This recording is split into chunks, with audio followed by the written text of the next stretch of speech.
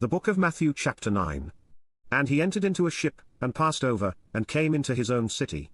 And, behold, they brought to him a man sick of the palsy, lying on a bed, and Jesus seeing their faith said unto the sick of the palsy, Son, be of good cheer, thy sins be forgiven thee. And, behold, certain of the scribes said within themselves, This man blasphemeth. And Jesus knowing their thoughts said, Wherefore think ye evil in your hearts? For whether is easier, to say, Thy sins be forgiven thee, or to say, Arise and walk?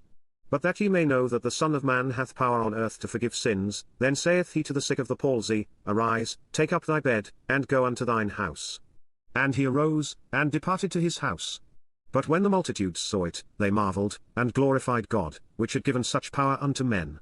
And as Jesus passed forth from thence, he saw a man, named Matthew, sitting at the receipt of custom, and he saith unto him, Follow me. And he arose, and followed him. And it came to pass, as Jesus sat at meat in the house, behold, many publicans and sinners came and sat down with him and his disciples. And when the Pharisees saw it, they said unto his disciples, Why eateth your master with publicans and sinners? But when Jesus heard that, he said unto them, They that be whole need not a physician, but they that are sick. But go ye and learn what that meaneth, I will have mercy, and not sacrifice, for I am not come to call the righteous, but sinners to repentance. Then came to him the disciples of John, saying, Why do we and the Pharisees fast oft, but thy disciples fast not? And Jesus said unto them, Can the children of the bride chamber mourn, as long as the bridegroom is with them? But the days will come, when the bridegroom shall be taken from them, and then shall they fast. No man putteth a piece of new cloth unto an old garment, for that which is put in to fill it up taketh from the garment, and the rent is made worse. Neither do men put new wine into old bottles, else the bottles break, and the wine runneth out, and the bottles perish, but they put new wine into new bottles, and both are preserved. While he spake these things unto them, behold, there came a certain ruler, and worshipped him, saying, My daughter is even now dead, but come and lay thy hand upon her, and she shall live. And Jesus arose, and followed him, and so did his disciples.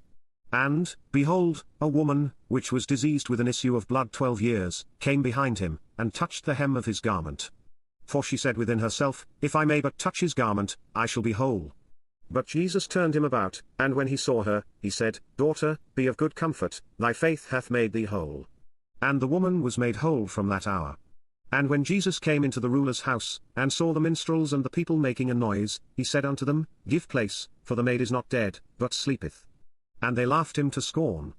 But when the people were put forth, he went in, and took her by the hand, and the maid arose. And the fame hereof went abroad into all that land. And when Jesus departed thence, 2 blind men followed him, crying, and saying, Thou Son of David, have mercy on us.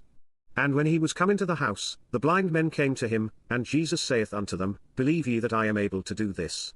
They said unto him, Yea, Lord. Then touched he their eyes, saying, According to your faith be it unto you. And their eyes were opened, and Jesus straitly charged them, saying, See that no man know it. But they, when they were departed, spread abroad his fame in all that country. As they went out, behold, they brought to him a dumb man possessed with a devil. And when the devil was cast out, the dumb spake, and the multitudes marveled, saying, It was never so seen in Israel.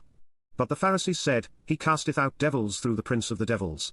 And Jesus went about all the cities and villages, teaching in their synagogues, and preaching the gospel of the kingdom, and healing every sickness and every disease among the people.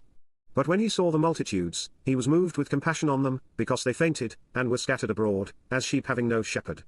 Then saith he unto his disciples, The harvest truly is plenteous, but the labourers are few. Pray ye therefore the Lord of the harvest, that he will send forth labourers into his harvest.